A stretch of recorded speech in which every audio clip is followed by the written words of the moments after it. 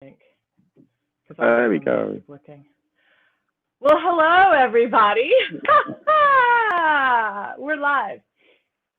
Welcome to episode 9. Wow. Episode 9 of Across the Board.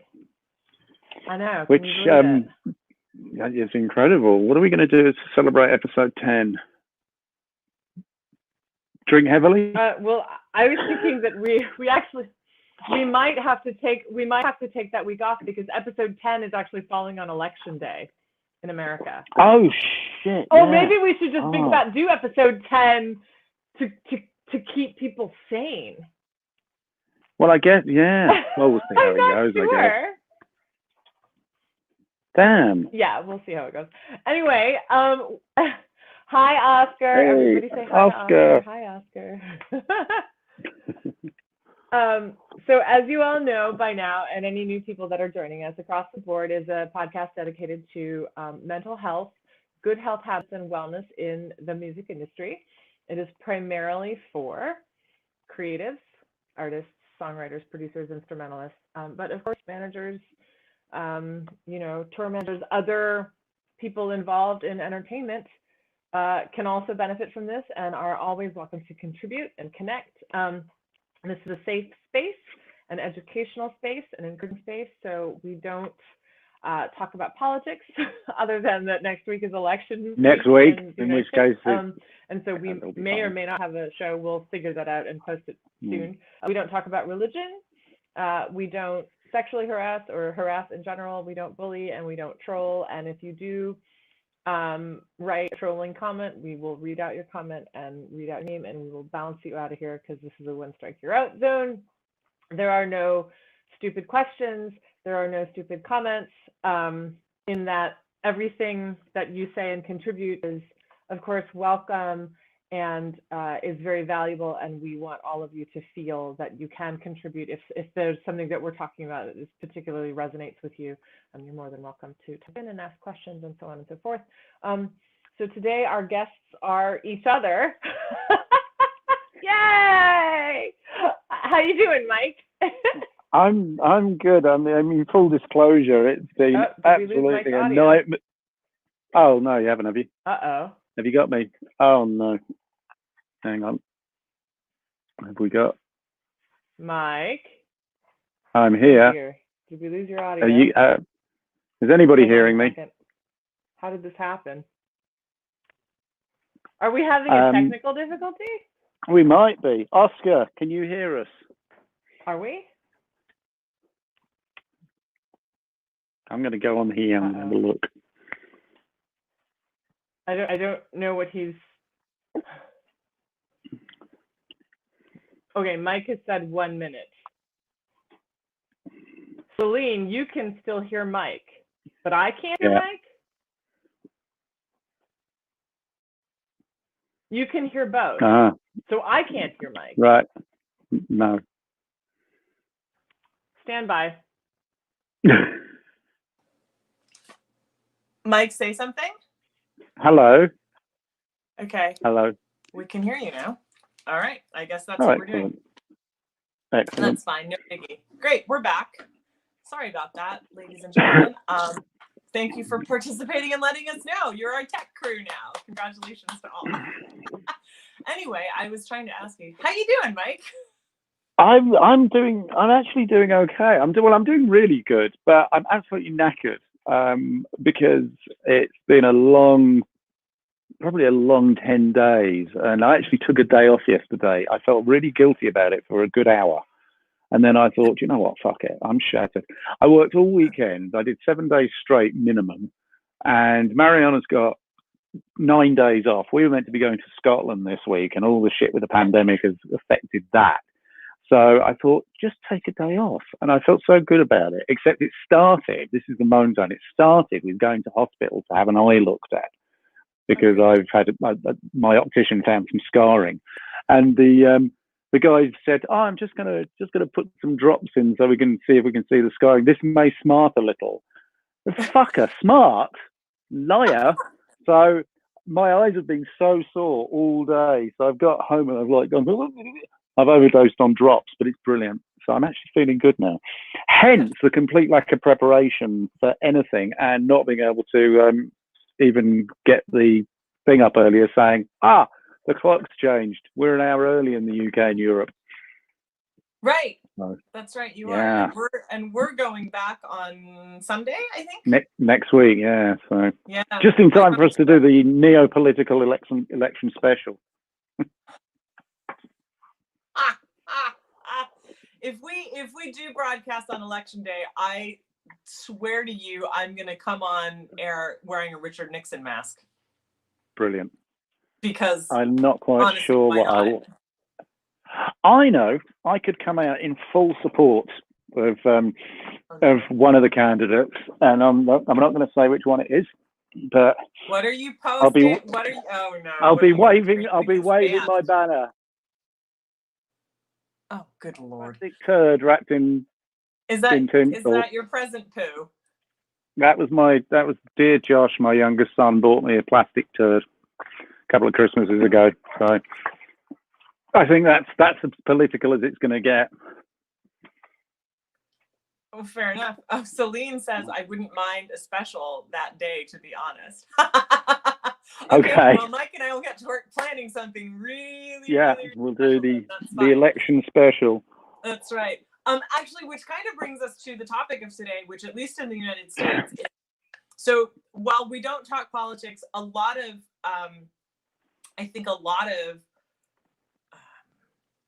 mental health, I don't want to say mental health issues because that's a much deeper thing, but a lot of imbalances, right, from day to day are mired.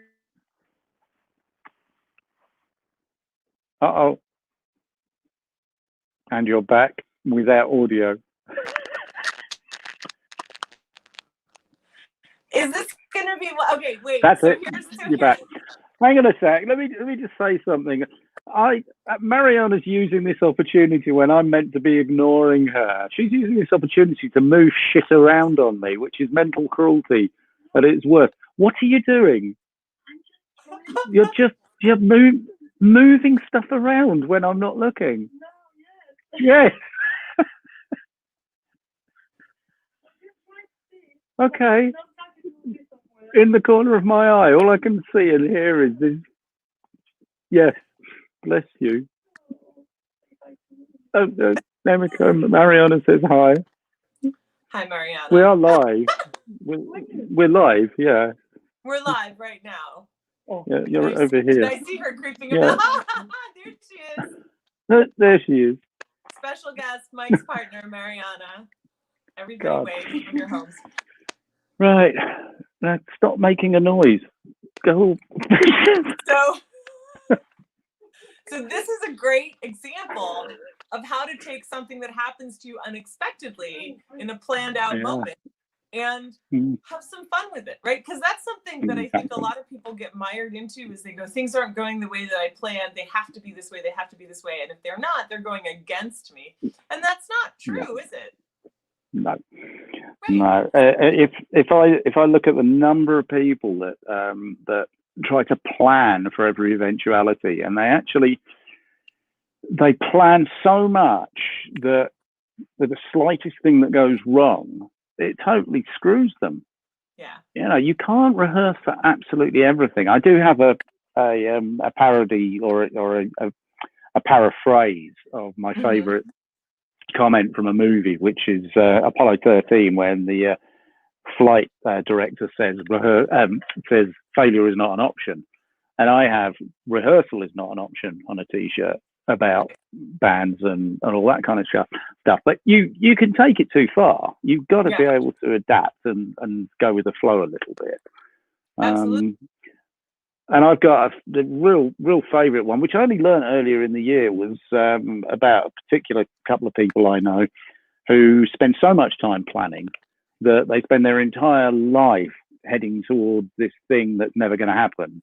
And this guy from Scotland came up there. He said they're basically so busy doing fuck all, they haven't got time to do anything else. And you can't live life like that. So it's going to be a bit of a strange one tonight. We're just going to be coming out with all sorts of bizarreness. But well, I think it's good. I think it's good that we do that every once in a while, because I think the yeah, other thing really that's really critical, especially in this time, is like people are using social media to keep connected, and they're using social media to vent. They're using social media to market, right?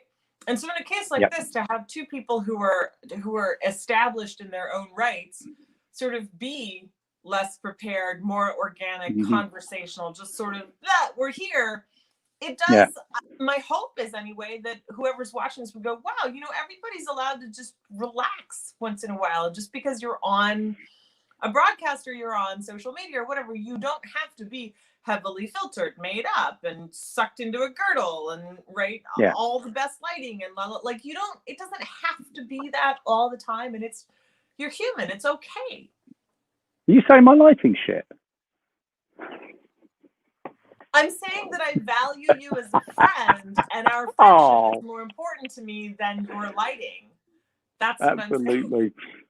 Well, the thing is as well, what's interesting is when you look at the past week or so, you know, we had a really, really awesome guest. Nick was absolutely fucking brilliant last week. She was so positive and actually sets you up for such a great approach to stuff. And I, you know, listening to her talking really gave me a load of things. Again, I listened back to the episode, and you're just like, yeah, that's someone that has got shit under control, really, really knows where she's going. And that's one side of things that I think people should aspire to. Right. You know, it's she doesn't have to think necessarily, or from what I gather, about some of the stuff that other people would. She's found her way of getting through life. She does it incredibly well. I loved her responses about criticism, where she said, you know, hey, I take notice. If someone says, oh shit, she can't play in time, I go, could I be better? And I love that. You know, I was sat there today with a client of mine, and you know, tired, eyes hurting, and I thought, oh man, you know, is this, you know, is what we're doing, is it good enough? Now I could just go, let's leave it till another day. Let's do the normal. Let's get some perspective on it. Let's just step back. And I thought, no, fuck it. I've still got some more in me. I can make this better. I can give it my all. Gave it another hour, and at the end of that, then it was the time to do the okay, let's leave it till another day. And just that extra hour of effort was all it took. And I think you have to just be prepared sometimes to go that extra mile. And you know, I wasn't really going. I was going to be coming home to do this, but that's fine. I had plenty of time, so I don't even know what my point is. But I guess it's like, you've just got to be able to kind of adapt and flow with what the day's doing, because ultimately, you know, what comes out of today goes on to what may go on Friday, and I've got a session booked Monday for this guy. So, you know, why put off the inevitable? Right. Well, that's something I think. I mean, what I'm taking from what you're saying is to have the commitment to change your mind. Right. And so, like, I don't know about you. Well, no, I do know about you. Like, we both get a lot of outreach from people asking for certain types of help or counseling, or just even just to vent, right? Just to be an ear, and that's okay. But there's something in what you're saying, which is about, like, you can change your mind. And when people say, change your mind, they assume that phrase literally is this wishy-washy, oh, I can't decide. Oh, do I want coffee or tea, vanilla or chocolate? I'm going to change my mind. Changing your mind literally means snapping your fingers. Where's my camera? There it is. Snapping your fingers and rewiring the signal path in your brain. So very much like, here's an example. Patch bays. Do y'all remember patch bays? I know Mike Exeter does. You have to go in and repatch something. If you have a faulty patch cable, and it's either not delivering signal, or it's going zzz, and there's just like a low hum, right? It's that thing in your brain. I gotta go this way because my camera's over here now. Okay. It's that thing in your brain that's constantly taking your attention away from what's in front of you, which should be the recording process, right? So I'm akinning production to mental health here, but is it better for you to take 3 minutes to get up out of your seat and change that patch cable and see what's going on and maybe repatch it through something else? Yeah. And then continue with an 8-hour session? Or do you want to live with that thing because you don't want to get out of your chair to change it? Which one is actually more of the effort, right? And which one's going to affect the quality of the product that comes out? The same is true of mental health and of wellness and of balance, isn't it? Like, if it's easier for me to get up and, all right, I can't go to the gym today because my gym is closed because in the state of California, we're not allowed to reopen yet. Fine. Am I going to sit at home and drink all day? No. Despite what some people might think. I did wonder where that was going for a second. No. No, I'm going to go, well, I'm going to make my list. I'm going to get up. I'm going to go outside and walk. And like yesterday, I burned myself. I legitimately burned my entire torso. No joke. And so I can't do the workout stuff that I would normally do. So what did I do? I just took my dog for an extra long walk today. It's like adapt, but commit to changing your mind. And when you change your mind, that literally means instill that change, inflict upon yourself a new habit. Yeah. Which results in better health habits, I think, right? Yeah, I mean, it doesn't take long to create habits, and that is all we're talking about. I mean, some people would find the idea of having to make those commitments quite scary if they're in a precarious mental state, but those commitments don't have to be like I do. I mean, we talked about the Apple Watch last week, and mine reminds me loads of things, and I've done another. I think I'm on 60 days where I haven't missed a 4-mile walk. Nice. And that's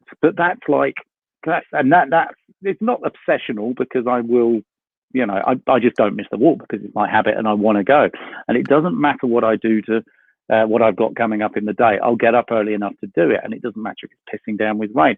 If it gets dangerous and starts snowing and gets icy over here, then I'll probably go into the garage and crank out the rowing machine or something. Right.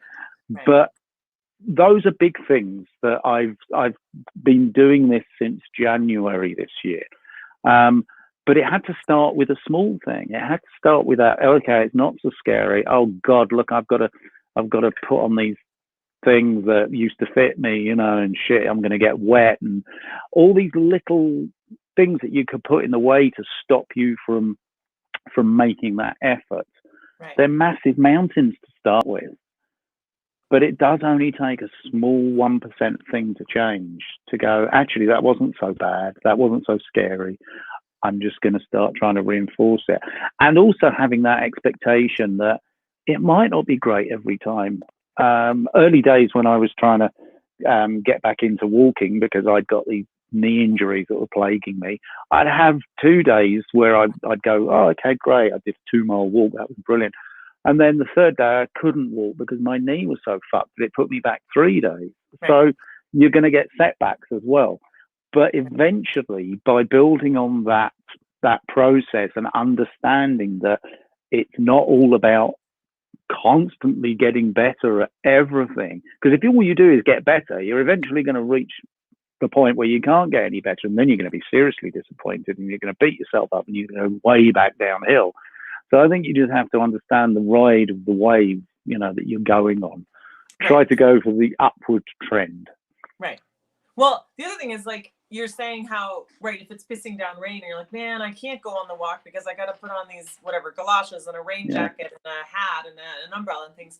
But think about the opposite side of that to change your mind.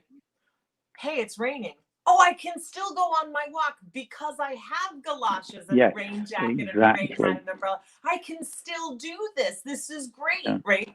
Like, I won't say who it is, but I have a well-known friend of mine who recently was diagnosed with a very terrible health issue, who is morbidly obese. And when I found out how much this individual weighed, I was like, oh my God, that's like the size of a small car. That's a lot. Whoa, and even for me, I was kind of like, dude, that's crazy. Like, And that came from bad eating habits, no exercise, allowing the stress to overtake them. And so I started walking with them a few times a week, and just kind of, because, you know, it's okay to get out and we're masked up and everything. And they said when they started, they were a certain weight. And then 2 days later, they had lost 1.5 pounds. And they were saying, it's only 1.5 pounds, you know, I'm going to quit. I said, no, you lost 1.5 pounds. Do you know how much it takes people to lose 1.5 pounds? Usually takes a week. You did it in a day or two. Yeah. And then 2 days later, they had lost another 1.5 pounds. So they've now lost 3 pounds. Now they're down 5 pounds, right? And although that doesn't seem like a big deal to some people, it's a huge accomplishment. And now they're getting into that habit of, hey, are we going to go for a walk? Which days of the week are we going walking? Yeah. This week, right? Hey, let's schedule this. And it's good for me too, because I'm somebody, like, my personal battle in health and wellness is being able to say no to people and set clear boundaries. And so going on these walks with my friend actually helps me to go, no, I'm sorry, I'm not available to take that session today at this time, or I can't be on that Zoom call because I'm otherwise engaged, right? And I'm using it as a positive in that sense. And I think that's, you know, one thing begets the next. And if you speak it in the right light, it can be a transference of good energy. Yeah, absolutely. I mean, you know, I think just not to labor the point of the weight thing, but I was just checking because I for some reason this year I started thinking in kilos, and I thought for the rest of the world who don't do kilos, I at some point recently hit 72 pounds of weight loss since January. Wow. And now that and it's slowed massively over the last couple of months. But back in January, I thought I may be able to lose maybe 25, 30 pounds. Oh, I'm sure I'll feel better for it. And as I say, nothing's been obsessional. It's just been a very gentle thing where I've gone, I'm feeling better. And by building on that, by losing initially 14 pounds, which took maybe a month, which is quick but then I obviously had it to lose. My knees started feeling better. Right. The more I lost the weight, the less pressure I was putting on my body. The more my blood pressure came down, the more I felt better, which made me want to go out and walk. And therefore, as a result, since 31st of January, it's nearly the end of October, that's 9 months. 9 months, I've done 77 pounds. Now, that was an insurmountable goal. Right. It wasn't even a goal. It was just an insurmountable thing to go for. However, by sticking to it and going, I'm seeing results. I'm seeing positive shit from what I'm doing. And it's like, well, we all know January was a long time ago. I was at NAM in January. You were busy having a stroke. You know? So some things are going to take time. I have these conversations with a friend of mine who I'm mixing something for. I think I've mentioned it before. He's like, oh, I just can't get my mixes to sound the same as you. I'm like, yeah, I can't play the guitar like you. Right. Exactly. Yeah, sorry, Celine, that's Emiko's mic, that weird noise. Well, it might be. It's fine. Let me try this. Uno momento. This is why we're doing this, actually. Let's try this. Stand by. Just everybody, this is a very organic moment. Yeah. Hold on. Oh my God, this too. And that's frozen. So in the meantime, while she's not on, I'm going to play with Tommy the Turd. And I'm going to make Tommy the Turd go backwards and forwards. Look, it can be a moustache. That look on her face because it's frozen. Did you see that? Did you just really do that? It is like a moustache. It's plastic, Mariana. It's not. Yeah. I think Emiko's now doing shadow puppetry.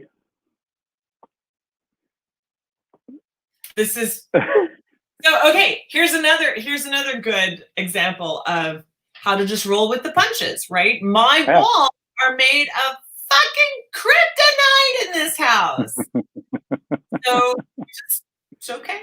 It's okay. I'm gonna go fix it because the Vegas house was, I don't know, it was covered in tinfoil and we couldn't get a good feed. And then this one, I have 2 routers in here because I have to have a booster and then a second router, and but I have to run like 100-foot cable to hardwire. It's working now. Right. Quick, speak quickly and impart all the wisdom before it freezes again. I have. Look, I just had a solo audience. So it was like someone had left me in the middle of Wembley Stadium with a piano. Could be worse. It could be. No, actually, I don't think it could be. Could be. It could be waiting. Oh, yeah, that's true. So, so what were we talking about? I went away for a minute. You went, what are we talking about? And apparently I just left. I froze. You did. You froze. Yeah, there's some really unflattering shots going on here with your camera. I'd go back to the phone. But the crackling, my iPhone.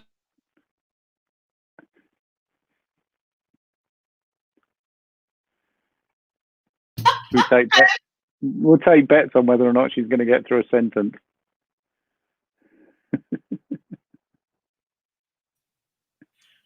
This happens, but it happens in spurts and then it stops. It's very bizarre. Anyway, rolling with the punches. And I think really how right now there's a faction of people.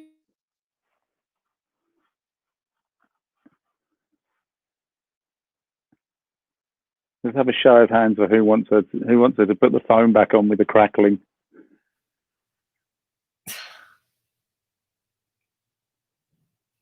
Nobody's raising their hands. See? Well, that's because it's 20 seconds behind. It's not a 20-second delay. It's like a 4-second delay. But anyway. Is it?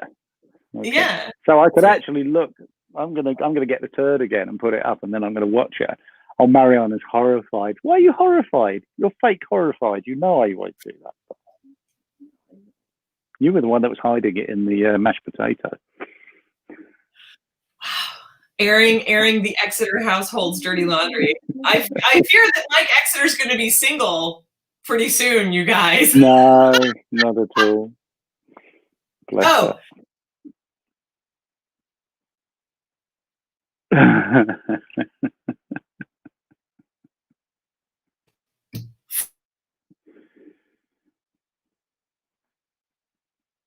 I'm solo on this show. Yeah, your favorite. But she says she's starting to feel better because it's funny from the constant pause. Good. I'm glad. Well, there we go. It's okay. It's all about how we handle it, you know? Yeah, exactly. We don't have a broadcast network. We've got a couple of laptops working on God knows what local internet service providers, and we're making do with what we've got. And Emiko's frozen again. I should be screenshotting every one of these. So remember, based on this technology, hire us as producers. Because we'll get the job done no matter what. Apparently. It's a good thing I do audio. So, yeah, right. So I guess, all right. So I'll keep going, and I'll keep an eye on your window. And if it looks like you haven't blinked for about 20 minutes, you've either frozen or you've got a job with Stephen Slate Audio as a Stephen Slate lookalike. There we go again. So one thing I wanted to talk about while she's frozen is using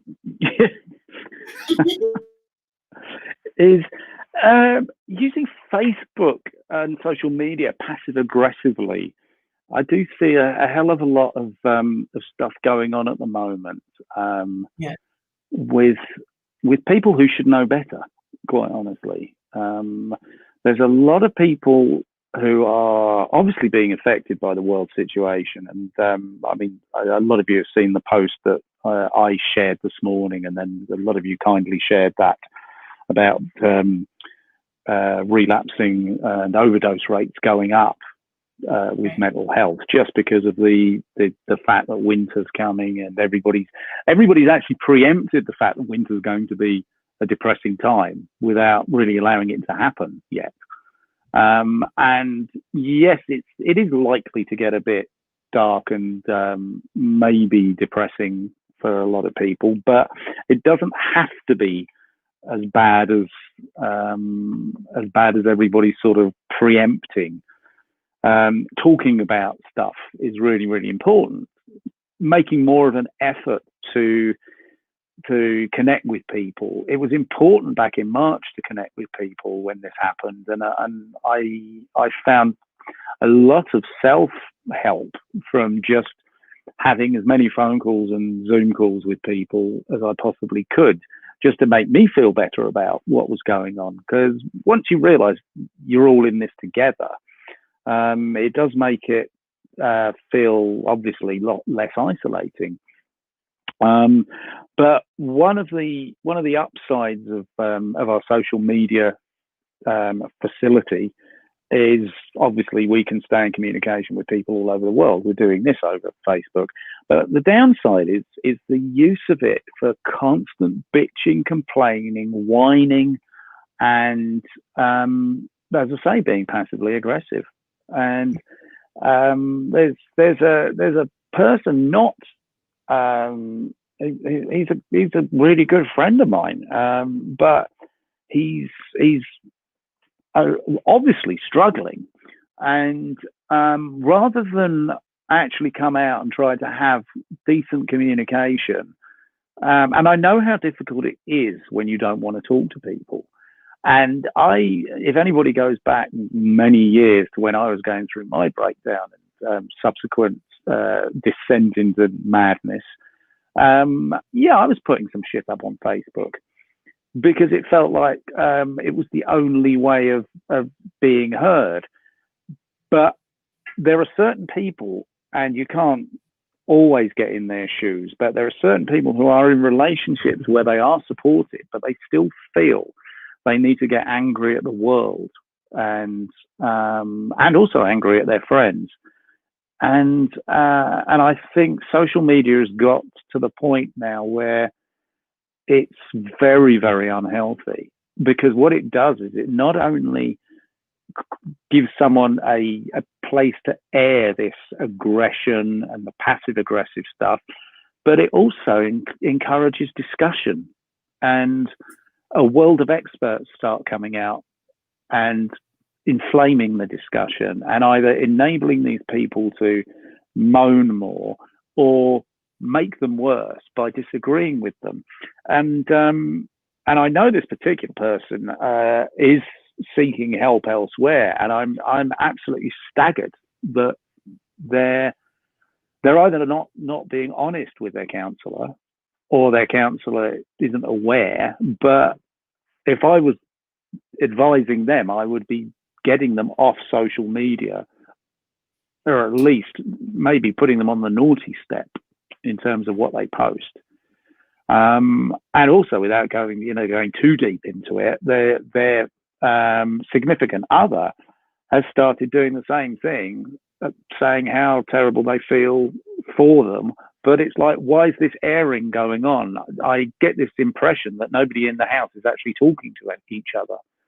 And this is something that, in my case, I felt very, very isolated from the world. But I did talk to people, and I very quickly stopped posting shit.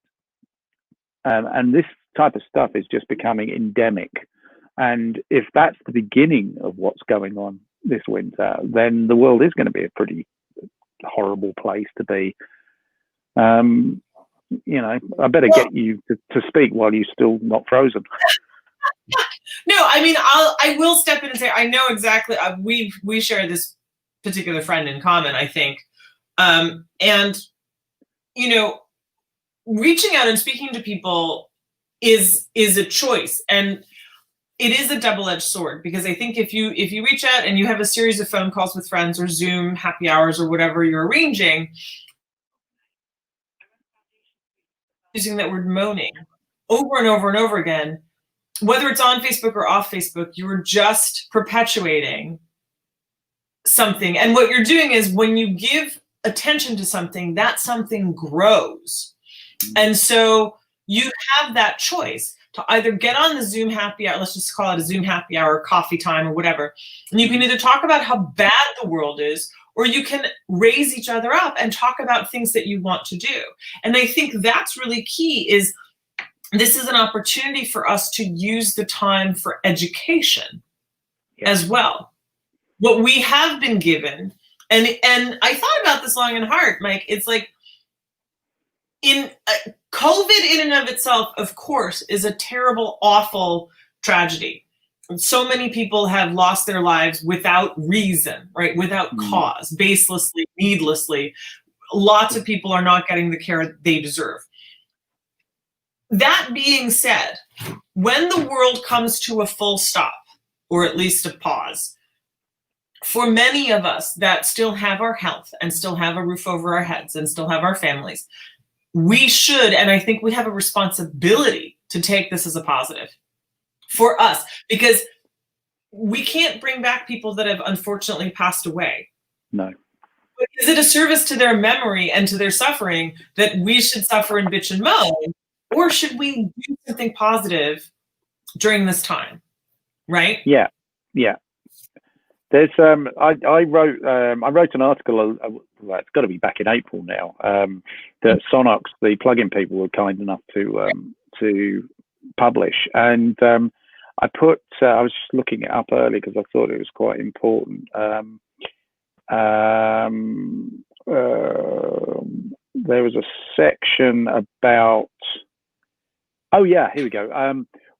About engaging with people who make us laugh and support us, trying to find stuff that makes us laugh, makes us cry.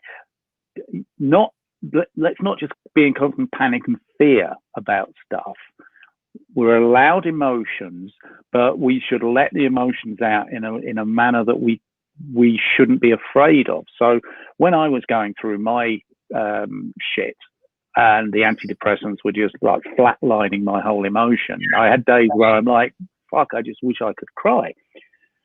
But part of being able to get the emotions working, but in a controlled and safe way, we have to realize that, and this is going on from what you're saying about people who sadly died, we can't feel guilty about having fun and feeling good.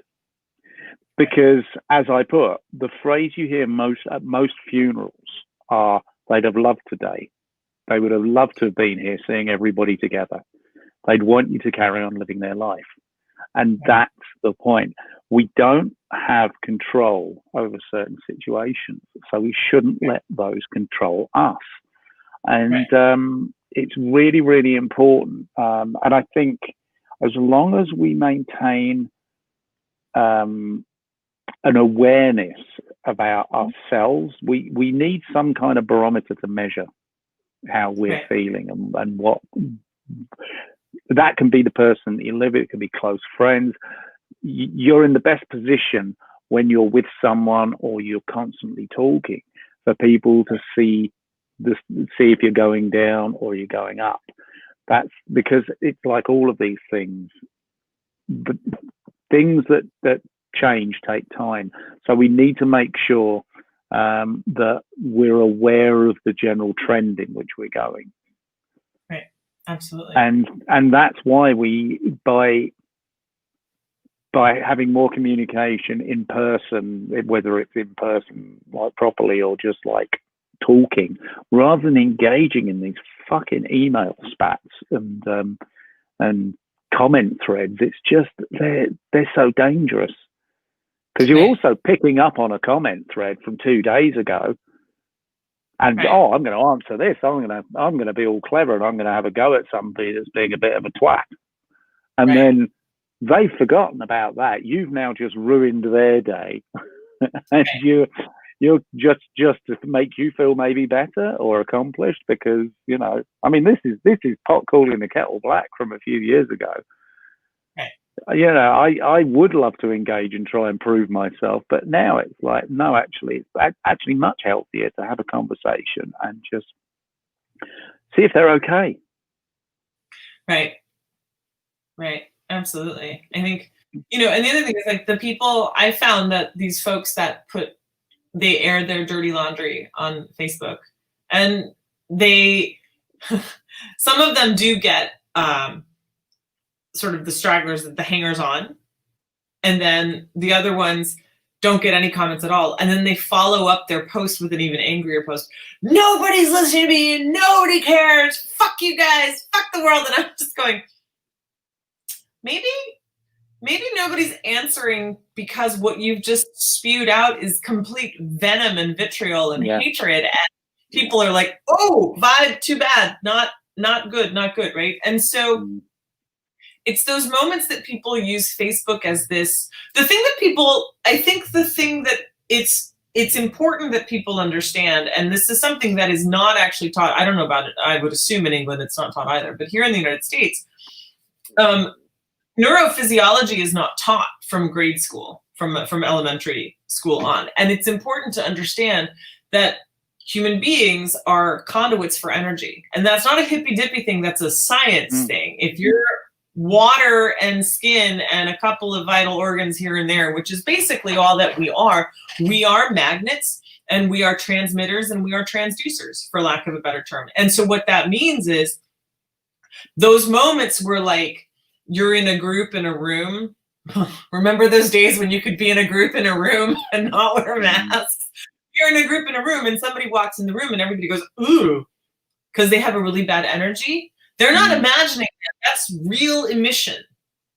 So the connection that you put out there, and people assume that you can't feel it because it's on Facebook because you're in the privacy of your own home or you're in your car or whatever. And that's not true. Hence coronavirus. It goes through stuff and gets to you, right? So does energy. So you have a choice. Do I put out positive energy or do I put out negative energy? And if I am feeling poorly, that happens, right? You can still put that out and still vent it without, for lack of a better term, shitting on somebody else. There are ways to express and ask for help and remedy your pain without dragging the rest of the world down with you. Yeah. And I think there's a lack of responsibility when it comes to the folks that feel that they can use social media as sort of a cauldron or a dumpster, right? In that sense.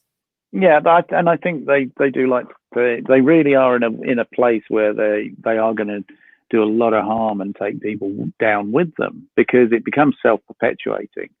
There's no reason for them to take themselves down. But, no.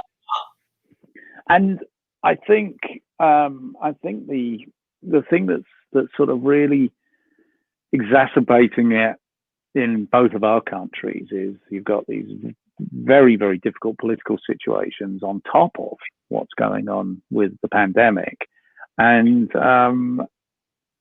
it's basically polarizing entire sections of the population. It's like we've had it for like 3 or 4 years now with the whole leaving Europe side of things. I actually likened it to it was the Civil War, the American Civil War, where North and South were fighting. That's what it became like in the UK, about, you know, families fighting about leave or stay. Right. And, you know, fortunately we were distracted from that a little bit by coronavirus. But, you know, the thing is, it's going to be one thing after another. I'm not sure at any point, maybe except in the 80s, when at the time of rah-rah skirts and bubble perms, where life was really happy. You know, and the Karate Kid, obviously. But even Daniel LaRusso didn't get it all his own way, did he? Right. But, you know, it's like, there is always going to be times of turmoil and shit. That's what life is, and we do have to deal with it. And it's not me being like, come on, buck your ideas up, just fucking get on with it. I know what it's like to be in that dark place. But I am so much better equipped to deal with the ups and downs in life, knowing that there are people out there who I can talk to on a sensible level and say, this sucks, doesn't it? And they go, yeah, it does. But you know what? I did this the other day and it was actually really cool. There's a guy, a very, very good friend of mine, who put up a lovely post the other day about guy. He's another engineer producer. He goes, guys, if you're looking for some positivity, just change your outlook. Widen your outlook on where you think your client base is. I've just done, I'm paraphrasing, I can't remember where they were, but I've just done a session with a band from an artist from Amsterdam, and I'm going in to work the Spanish thing. There's work out there. You just kind of maybe have to change what you do. You may not be able to do this. Right. And immediately, Mr. fucking Misery, as I shall put it, came on and started attacking this guy in a pretty obvious way, saying, well, why don't you tell all the bands who are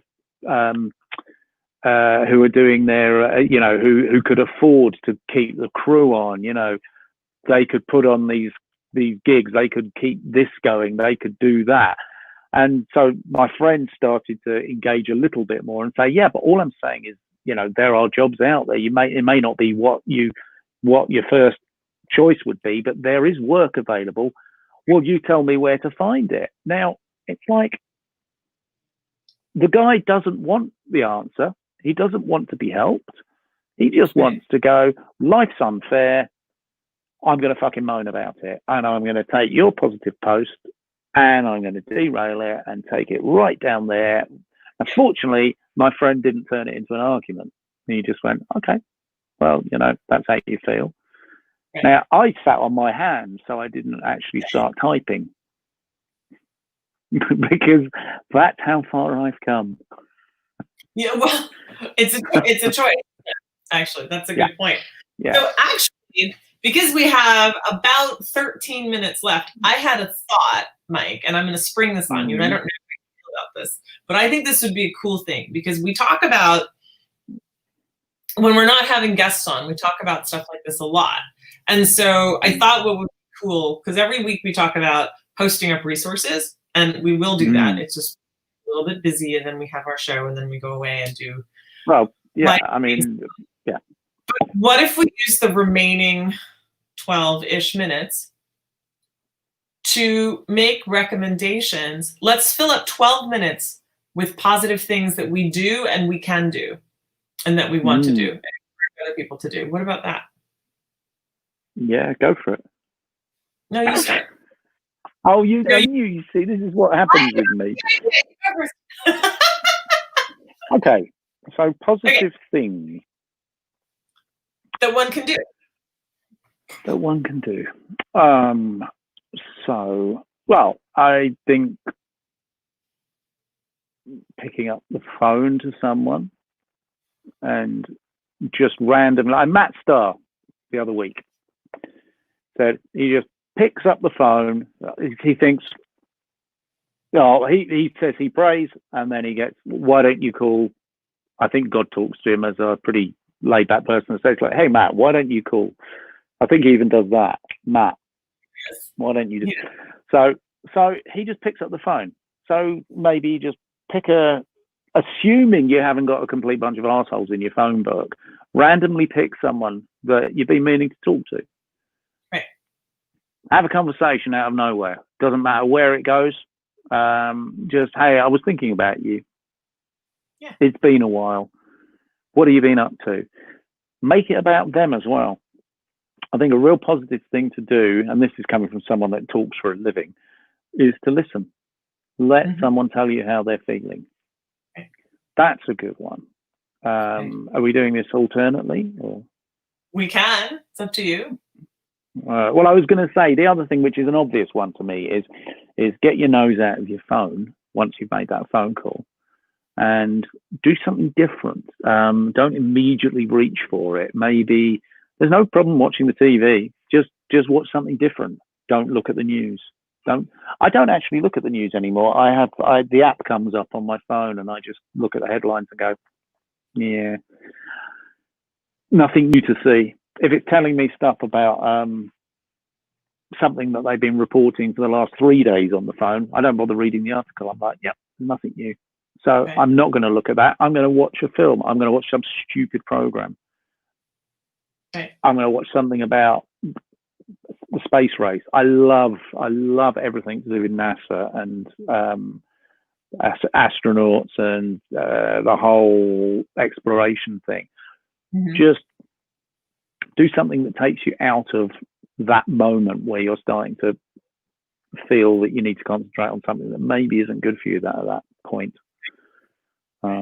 And during the hours of daylight, or before, because on Thursday morning I'll be out before it's light, go for a walk. Just get out in the fresh air. Something physical, yeah. I found something that I do that people will laugh at, and that's great if they laugh because it means that it hasn't reached them yet. Is so I am big into performance coaching. As those of you who know me know that I'm big into that. I have coaches and I have coached, and so one of the things that we associate with changing your brain chemistry is sound and movement. So if you want to literally change your mind, quite literally to change your brain, you make a sound or a move and you adopt it as a power thing, something that makes you laugh, something that makes you feel funny, something that makes you feel powerful or good or at peace. So it could be anything from like ha to woo to right. It can be all of these ridiculous things. You do it privately, but what you're doing is you're interrupting the signal path. So if you're feeling really shitty, and I play this game with myself where I try to give myself at a maximum of 90 seconds to feel shitty. And I'll just look at all right, it's 11:32 and I just, oh man, that phone call didn't go the way that I wanted to. But by 11:34, okay, right, I've interrupted the signal path. Now I'm going to get going. Turn my attention and I make the sound something so ridiculous and sometimes shrill because it literally jogs me out of this other vibe that I was in. And the first couple of times I was encouraged to do it, I felt like a shithead.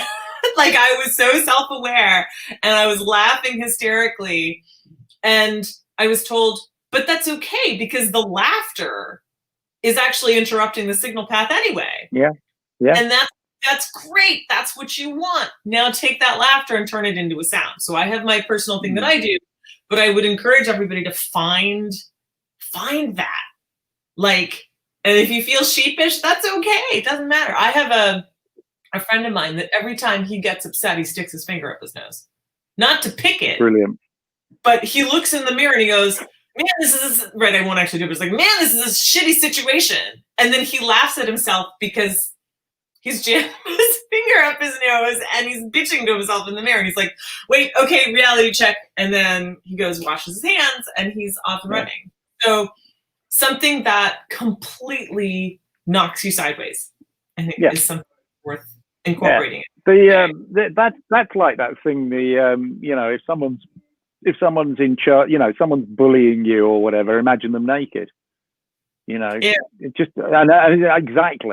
But that's the thing. It's like, can you imagine that? It's like that movie Weird Science. Yeah. So you've got the bullying brother who gets turned into this blob, right? Burping, farting blob, and you just go, yeah, that's you. That is. That's just. I'm not going to be threatened by that fucking idiot.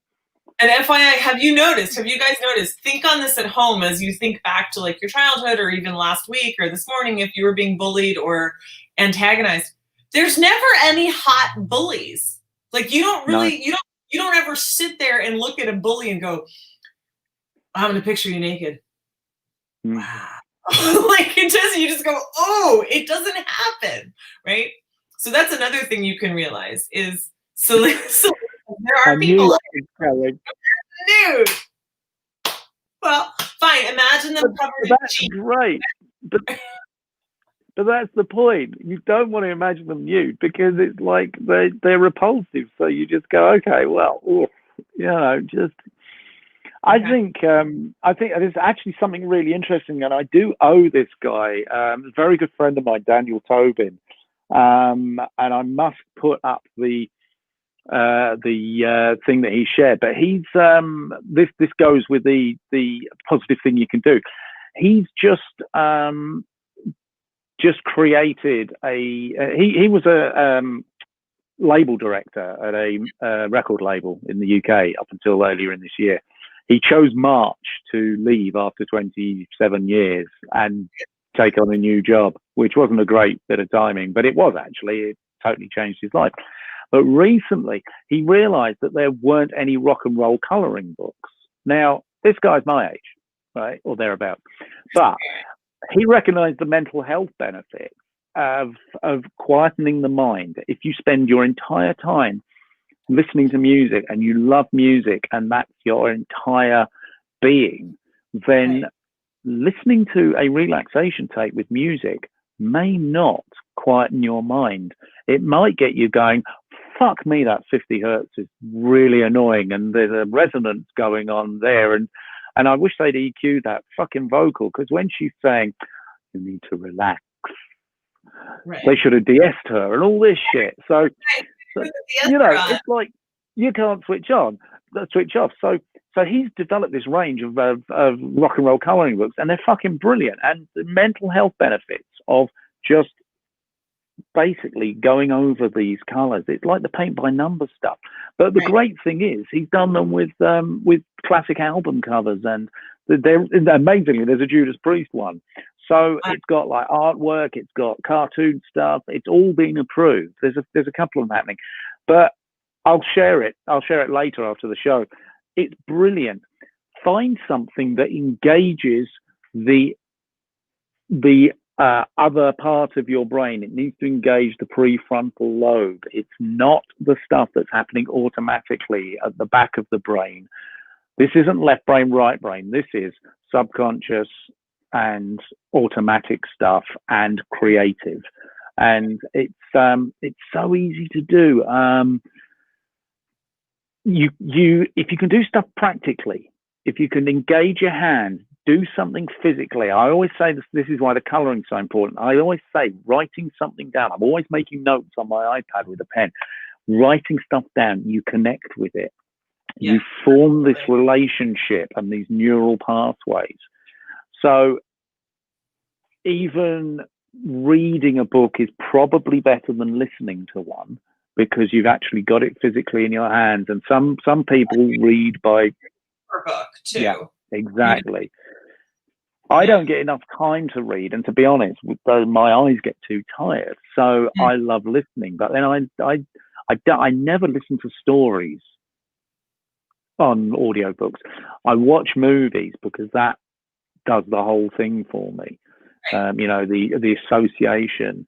And I was watching. Yesterday we watched a couple of the Indiana Jones movies. Like that's fucking 35 years old, probably longer, probably. But what I loved about that was there was a little section in the third one where they're going through the rat-infested waters to find the knight who's got the shield that's going to take them to the final resting place of the Holy Grail. And she goes, oh, there's a drawing on the wall. And she goes, what's that? And he goes, oh, it's the Ark of the Covenant. And immediately the little section of music, the theme of the Ark from Raiders of the Lost Ark came on. And it's like, brilliant. I was like, that took me back to the other movie. And we've got all these things that we form such positive reactions to. And it's sort of diverting a little bit from the, you know, what the initial thing was, which was to give people tips, but just engaging with stuff that really takes you out of your day-to-day life. That's what movies are about. That's what books are about. That's what music's about. But if you spend your entire time in music, find something else that engages you. Maybe photography, going out. Your phone's brilliant. It's got an incredible camera. Go and take some photos. Find out how to get a picture of that sunset, that sunrise, that butterfly on a tree. When you start doing shit like that, you haven't got time to worry. I found that for me, like, my whole life was like work out, do music, do media stuff, right? Brand ambassador stuff. My whole life is about work.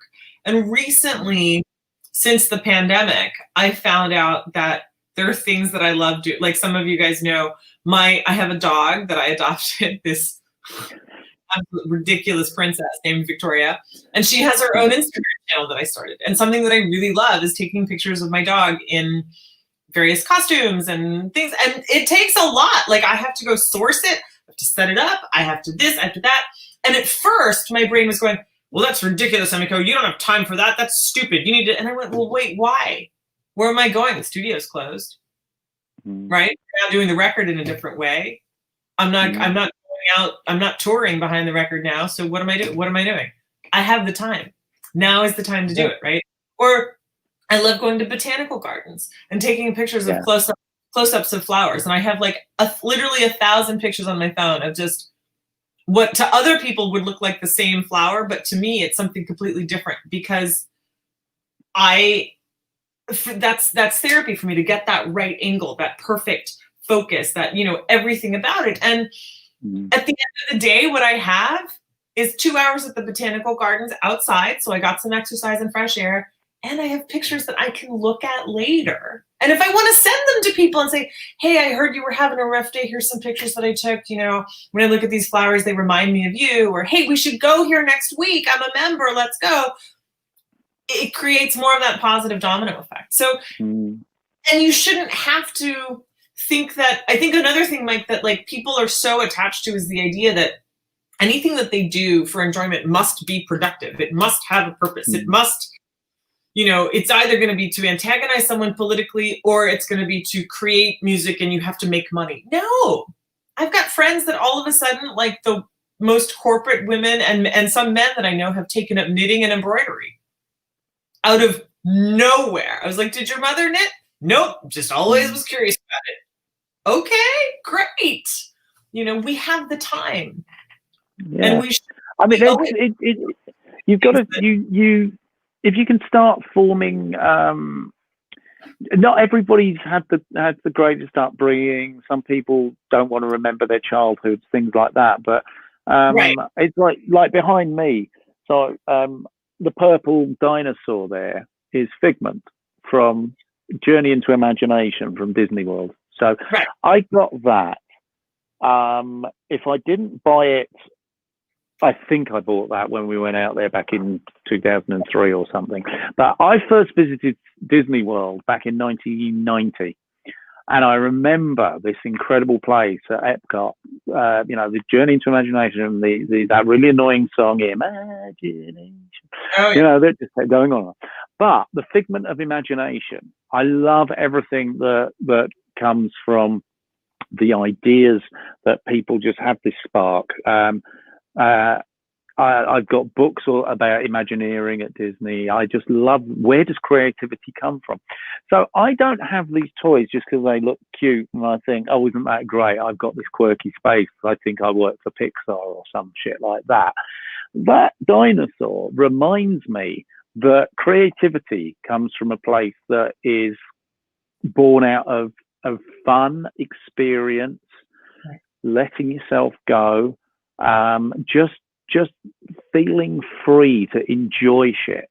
And it does take something sometimes to just break you out of the drudgery and the pressure and just go, you know what, I'm going to make some good memories. I'm going to enjoy this, because I've said before, this may be the last time I ever get to experience this. So I'm going to picture it. I'm going to take the time to have fun.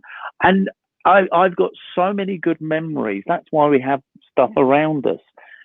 Everything has a memory attached to it. Music certainly does. It puts you in a place. So I think opening yourself up and slowing yourself down enough to actually appreciate stuff. Nick last week, when she said she breathes 2 or 3 times a day when her watch tells her to, Right. stepping back, taking some deep breaths, they'll feel incredibly slow to start with. But that's the point. Right. To take a minute to breathe. What else are you going to do? You have to breathe anyway. So why not just actually focus on it and go, you know, wow, I'm going to take time to look around my surroundings. I'm going to see stuff that I've maybe ignored for the last year. Right. And I'm going to do something about it. I'd put my turntable up a couple of weeks ago because I had to do some approval. And I mean, it's still sat there with a robin on top of it and a photo, and we have to move 3 things to put stuff on. But just because I don't buy vinyl, because I've still got the shit from the 80s and 90s, but and anything new is stuff I've either done or I've been sent to listen to. Mm-hmm. But just going, oh, the turntable's out. Oh, I'm going to put this on. I did buy vinyl recently. I bought the reissues of Peter Gabriel's Plays Live. That was the first album I ever heard of his. And I put that on, and it immediately took me back to 1982 when I bought that.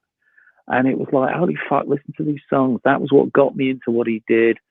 And look at the journey that guy's taken since then. You know, that was a guy who left Genesis, had a couple of successes with Games Without Frontiers and Shock the Monkey, and everybody was like, yeah, it's kind of okay. And then boom, so happens, Sledgehammer hits, and he's stratospheric. And now, or not now, but for the past couple of decades, has been responsible for immense changes in the world in terms of crimes against humanity, environmental change.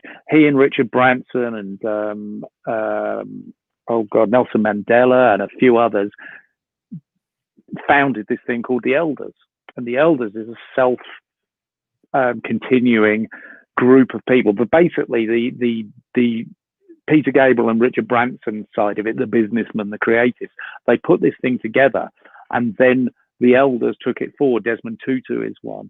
And these people are above anybody else in the world, but no one can be part of that. There's no political agenda. It's all about the human race, the environment, the planet. That came from a guy that I was listening to an album the other day going, oh, that's really cool. I haven't listened to this since 1982. Again, I said it in that article I wrote, the power of what we have to create, to inspire is immense.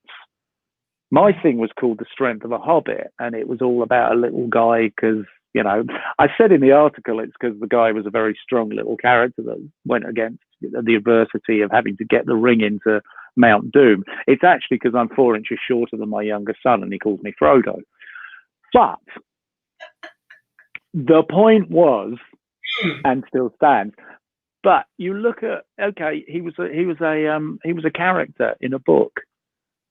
But look what Tolkien did. He used to go to a place not far from Birmingham, and he used to play at this place. It was a place called Sarehole Mill, and he used to play in this old water mill. And that's where he got the ideas for what Middle Earth would look like, and Hobbiton.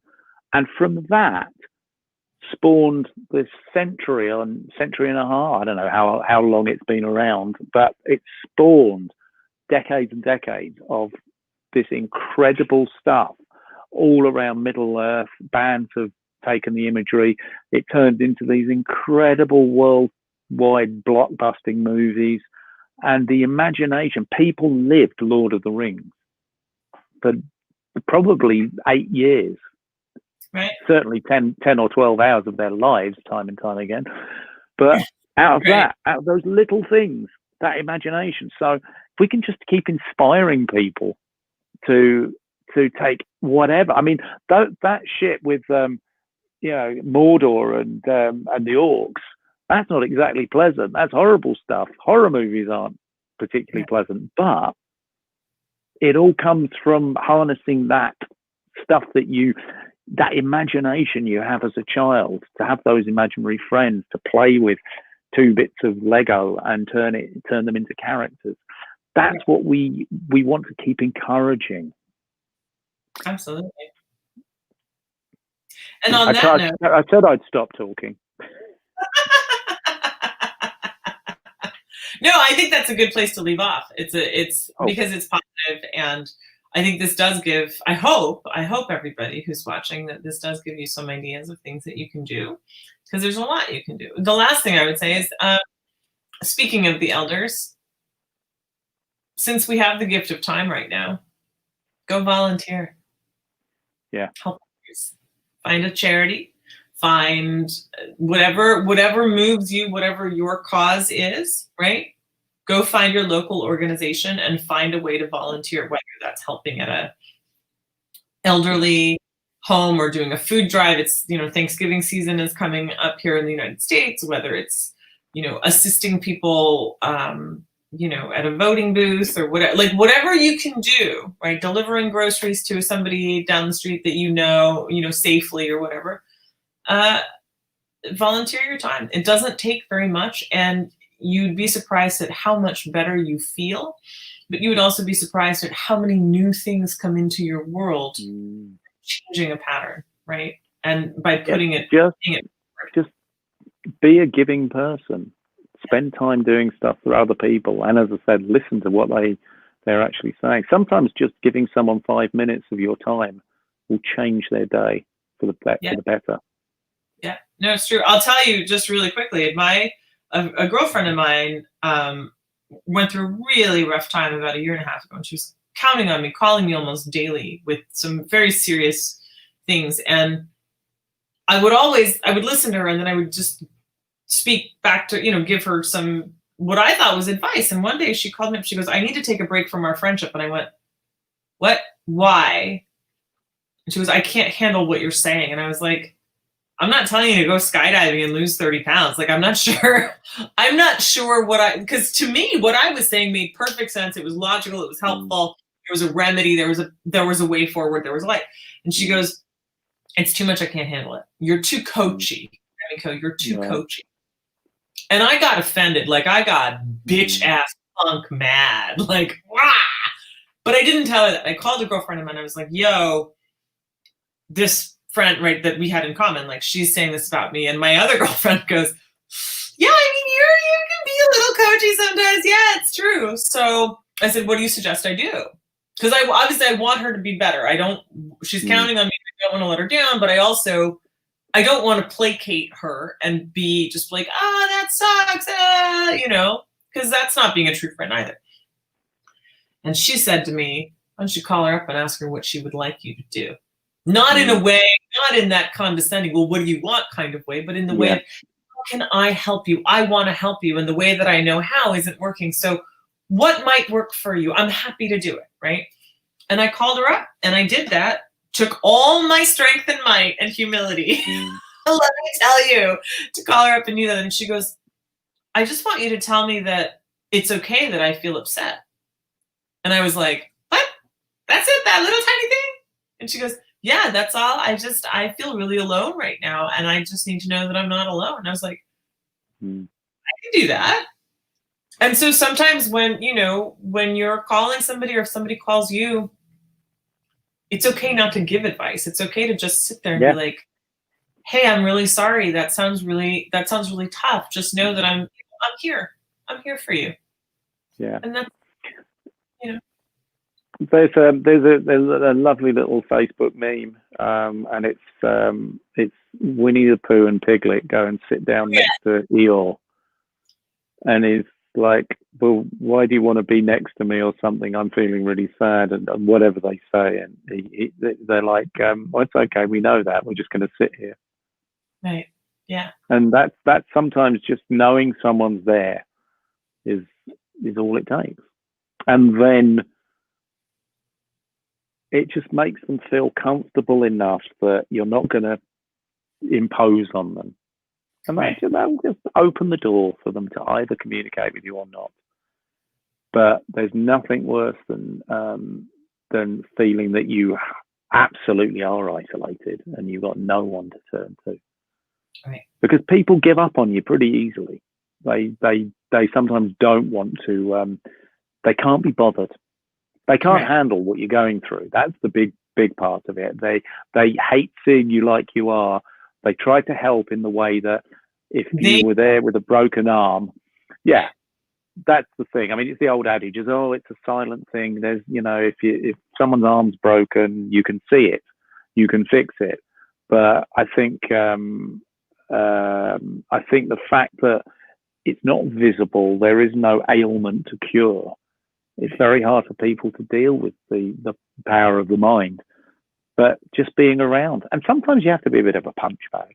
You are going to get lashed out on, but then you don't take it personally because you just go, okay, I know they're going through shit. It's fine. I'm not going to let them ruin my day, but they're having a pretty shitty one anyway. So let's see if we can just improve both. Yeah. You can have a healthy boundary and still allow them to vent to you. Yeah, absolutely. Yeah. And I'd rather see that happening in person than by some Facebook post where I'm going, are they talking about me? Right. No, that's true. Well, I think that's true. Yeah, Celine's off imagining people naked, I think. No, she's gone quiet now. Anyway, with that said, we will let everybody know about next week. Yeah. I think early voting is starting, or it has started in certain places. So some of this is going to be predicated on how the next few days goes. Yeah. Because the truth of the matter is that if America breaks out into a civil war, I don't know that we're going to have a podcast next week, but we'll see. We might. Yeah. We might. I might have the podcast with my phone strapped to a helmet as I'm running down the street. We'll see. There you go. There's your mental health for the week right there. Yeah. God, good luck. Thank you all for joining us for a very organic, laid back episode 9. But we're very glad that you did. And I'm glad you were able to join us for about 90% of it. I value our friendship, Mike. I'm sending you a smile. Yeah. Sorry, you're doing that? Well, no, I wasn't. I was going like this. Nice try, though. Excellent. All right, brilliant. I will definitely post. I'll put the rock and roll coloring books up. Yes, please. Later as well. The status that you shared on your personal page, we can also share up to the across the number of things. I think would be really helpful. And I'll find a couple of resources here in the United States. People can. Yeah, brilliant. Beautiful. Thank you, everybody, for joining us. It was a very fun, comedic hour. To say the least, but we'll see you back soon for episode 10. We'll do something special for episode 10. We just don't know next Tuesday or if it'll be the Tuesday after. So check back on our Thanks for watching. See you. Bye, Mariana.